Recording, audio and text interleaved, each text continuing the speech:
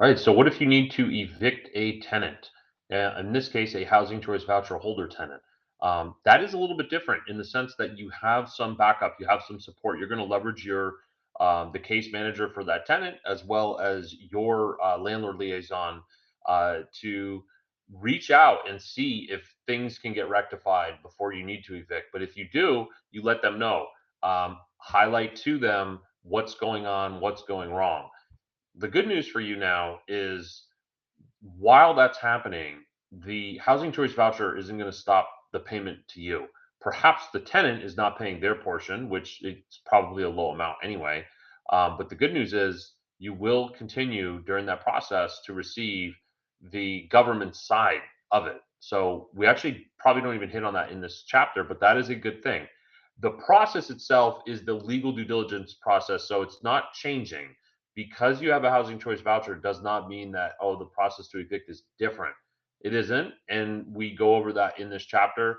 And depending on the reason for the eviction, what criminal activity or it's just non-payment versus abusing of the property, you follow a different process perhaps on each of those, and then also make sure you're following your specific state's process. So depending on where you're located geographically, and we have a link in there, go to that state and make sure you're following that process. But we do highly recommend you follow the true writ eviction process, the due process of legal action, because you're helping weed out the wrongdoers, right? These tenants that are taking advantage of the housing choice voucher program and mistreating the landlords and or your property and or their neighbors, and that's not good for the program, and let's get them out of the program.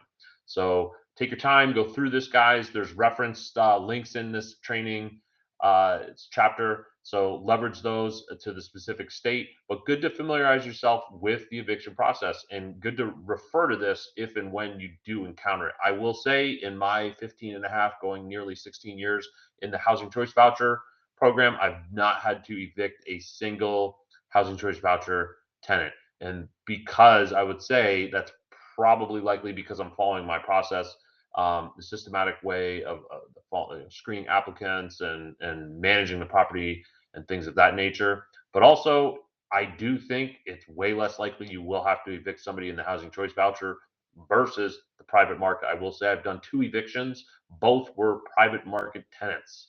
So, and that was only in 5 years of doing it, right? So I've only really had private market tenants because they overlapped my 15 years of doing the Section 8. I was also still doing some private market. I actually had an executive rental that was a pain in the butt to do as well. But nevertheless, guys, go through this chapter. It hits on many good points and use it as a reference. And we'll see you in the next chapter.